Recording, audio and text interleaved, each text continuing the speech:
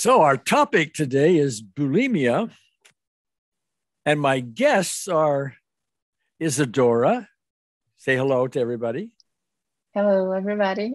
Isadora is the one that previously had bulimia, had a rather spectacular recovery from that. She'll be telling that story. And her therapist, my very good friend, Sonia Novinsky. Say hello, Sonia. Hi. Okay. And you guys are both from Brazil, right? Yes. Right. Okay. So before we started this conversation, I went to the internet to webmd.com, which is one of these big medical websites that talks all about all kinds of ailments, and looked up bulimia because I was interested in what they thought was the cause of bulimia. And like with so many things, what I read was doctors don't know what causes bulimia. So there's a number of things they can do to help. And I think Isadora, you told me you've been to, before Sonia, was it 2 or 3 therapists for this? 3 therapists. Three altogether. Okay. Yeah. But anyway, the medical profession doesn't know what causes it. They have some treatments for it, things that help with it, and this kind of thing.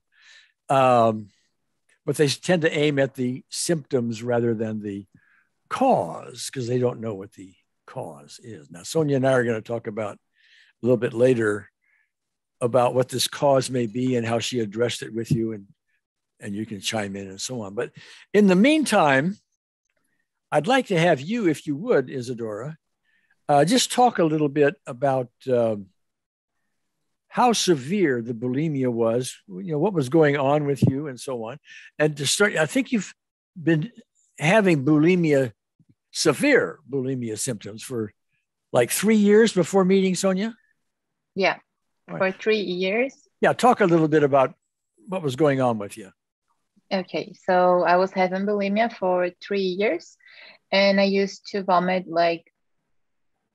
there were days that I used to vomit 5 times a day. So pretty bad bulimia, pretty bad situation. And yeah, I used to just overeat and then purge. And then there was me again, purging and overeating and purging. Yeah. All right. So over and over again, and give us some, if you can, some idea of your thought processes along the way. I mean, why were you overeating and then purging? I mean, what was emotionally or mentally going on in your thoughts?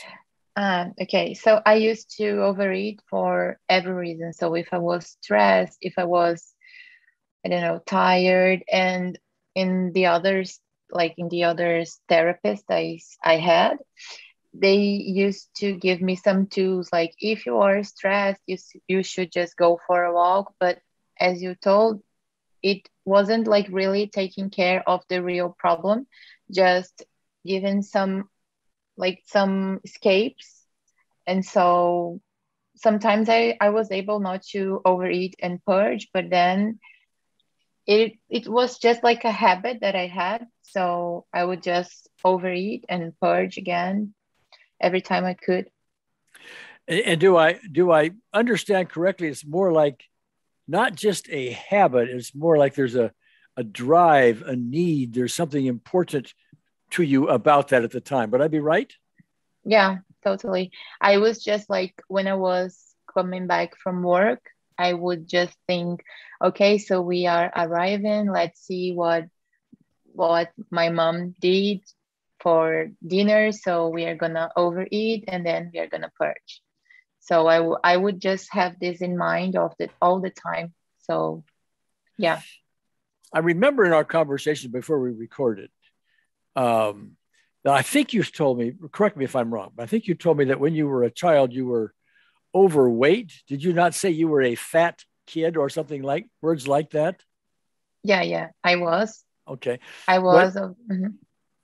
Well, I'm wondering if that's any part of your motivation to enter into the bulimia practices. Cycle. Yeah, totally. So I've always struggled with my weight since I know like myself. And so about 3 years ago, I made a liposuction. Liposuction is this right? Liposuction, yeah. Liposuction. So yeah. And then I mean, I didn't love myself and I was not teached to love myself no matter how. So for the first time, I used to see myself and like myself. And so I was afraid to gain the weight back. And so I started to vomit. Because I mean, the overeating was always a problem. That's why I was fat. But as for the first time, I was like looking at the mirror and like liking what I was seeing. I started to think, so, okay, what are you gonna do to keep this body like this? We are gonna vomit. And it's like, for instance, like in the beginning, it was just a thought and I used to try to vomit and I just couldn't. But with practice, it became like a habit, like something I had to do.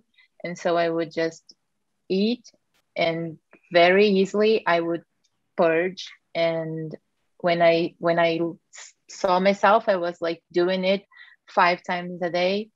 And I would just like, if I was in university or if I was at work, I would just escape and grab food and eat and purge no matter where I was. So, sure. Okay. Yeah. Well, got it. Okay. So eventually you went through 3 therapists and I gather you weren't getting from them what you would like to get. That's true. Yeah, totally. Okay. And so you met with Sonia. Now, let me shift for a moment to talk with Sonia a little while, and then please chime in anytime you want to add to what Sonia is saying or, whatever, so we have a conversation going. But Sonia, she came to you with the bulimia. I don't know precisely what you did, but I assume you were looking for cause and you were using the unseen therapist and things like that. So talk a little bit about how that went. Mm-hmm. Yes. From my experience, when I see a bulimic client, I always investigate the mother-daughter relationship, because always food is very connected with motherhood. If she's craving for food or overeating since she was a child, I think in childhood was an issue. And I investigate to search for this issue, and it was easy found. Yes. Yes. And we totally.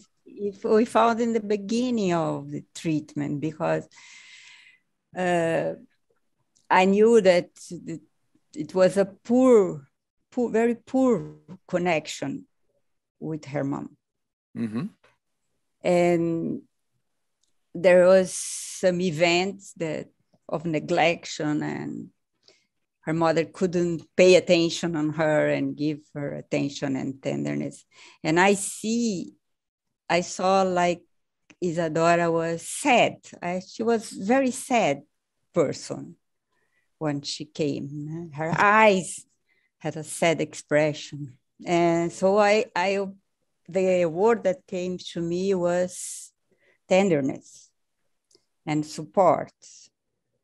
So I think when we see a client overeating, there's always a contradiction. There was always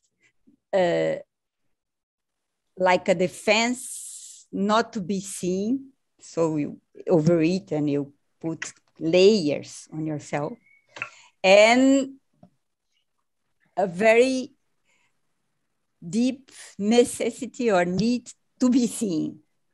To be seen. Yes, it's a defense against not to be seen. A defense against not to be seen, meaning what? No, a defense, because there is a contradiction. I always see when there's some fat people, they leave a contradiction. In one part, they want to hide themselves, their feminine with women, the feminine part, the beauty. In the other, they need to do this.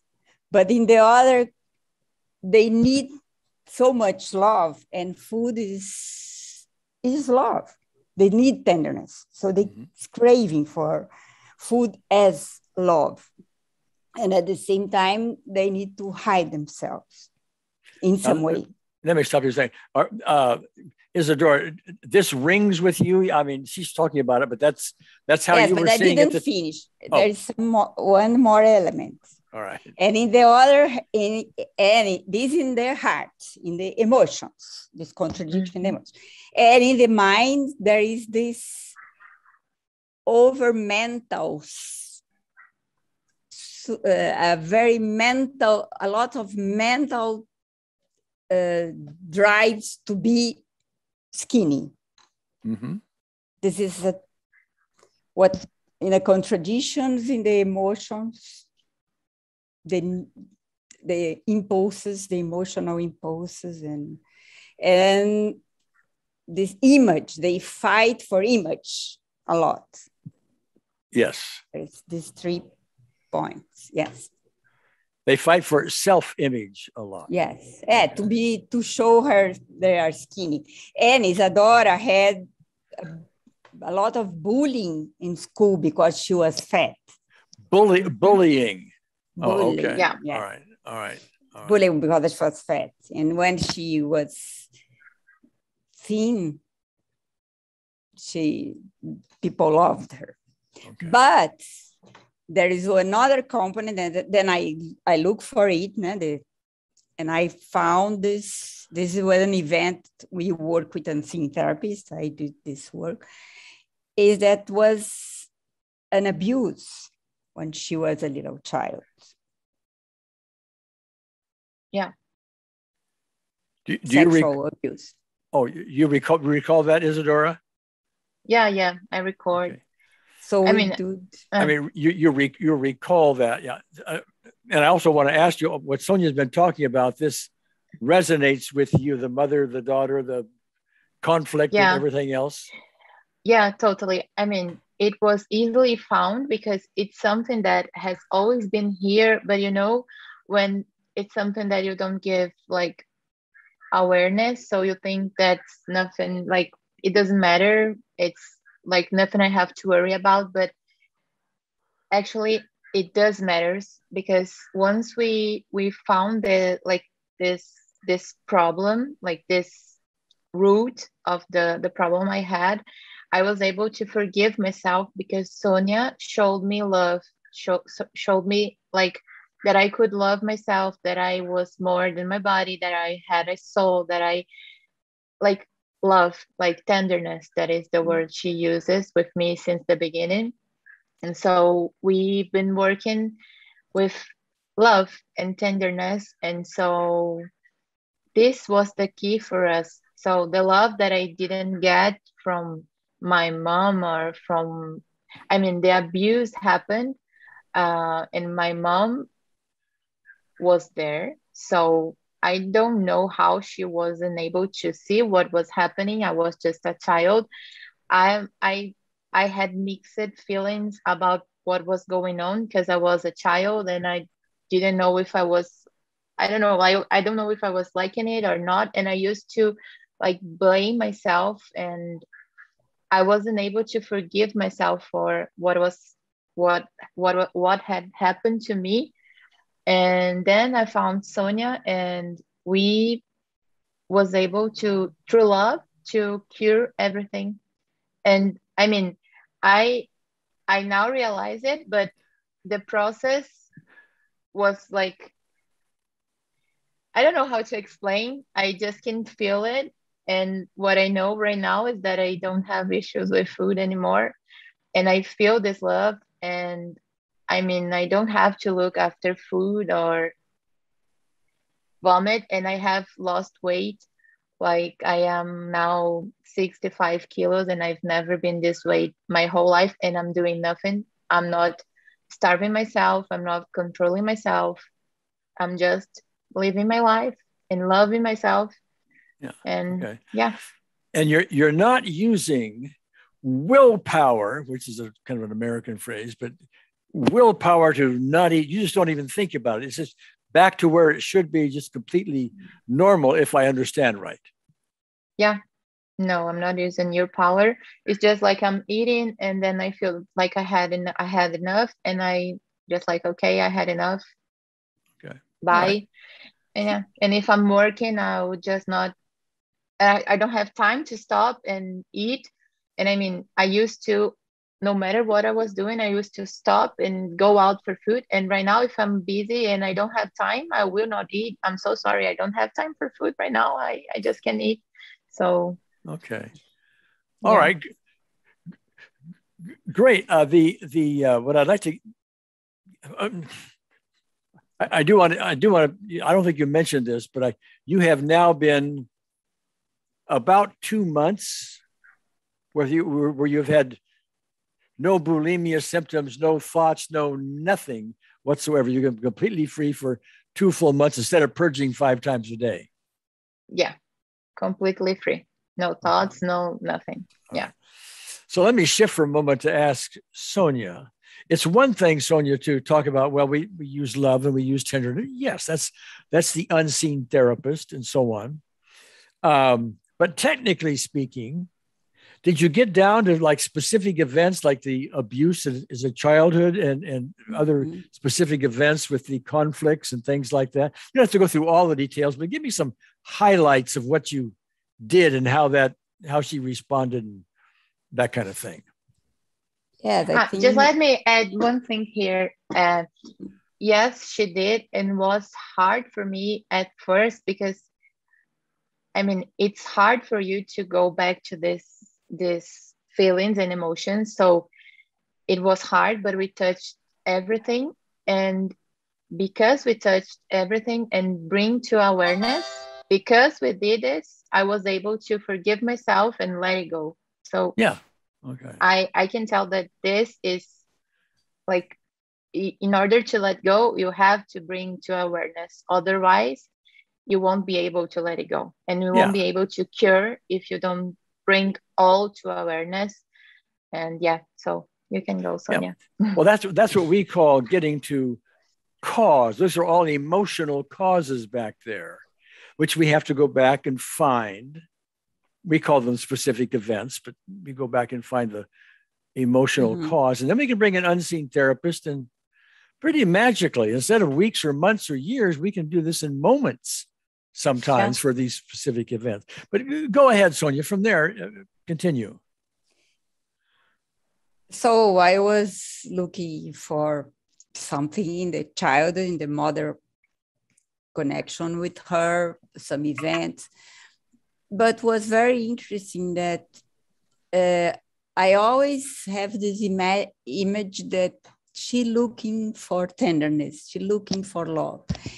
And then she told me about this abuse. That was a guy when her mother separated from her father for a while, and they went to live in her grandfather's house. And her grandfather has a personal trainer that was very often there, always there, participating of the life, in some way participating of the domestic life. And the mother was there, but we don't know, she was not paying attention. And this guy has some sexual abuse, more, I don't know, I don't want to enter in some intimacy. We don't need all the details, no, just some highlights. For me, it was clear that she needed to be aware that she was looking for love and tender, and she wants someone that give her attention and give her space, give her a place that for whom she was important. And so she liked in some way to stay with this guy in some more intimate way than normal or usual for an adult with a child. And I think this had a very important,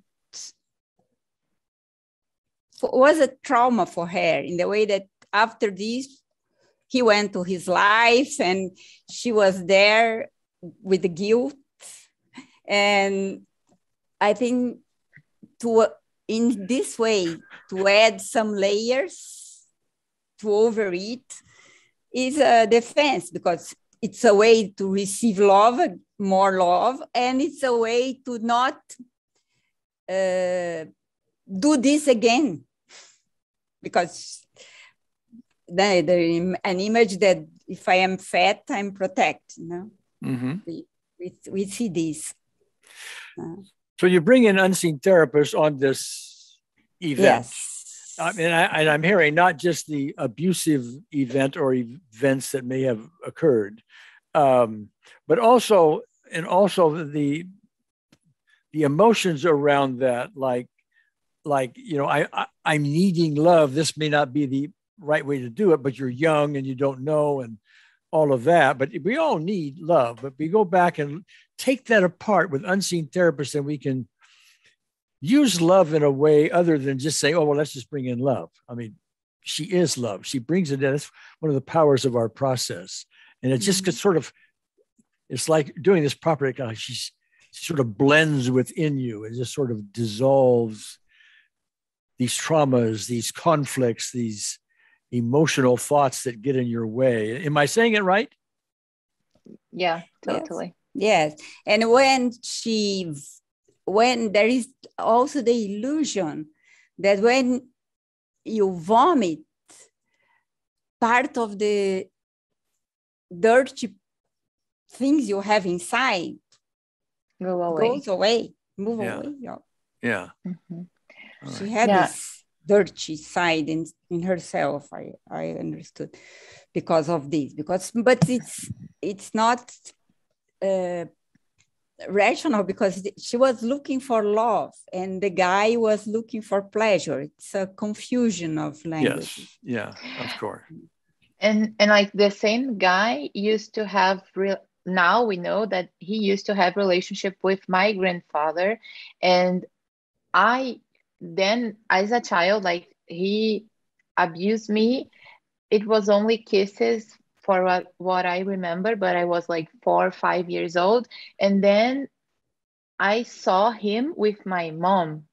And so the guy had relationship with my grandfather, with me, and with my mom. So what was going on? It's like a total mess. And so I had no love from my family. I had grown up on an environment without love, so I was not taught to love myself and to love yourself no matter what, So this situation was certainly the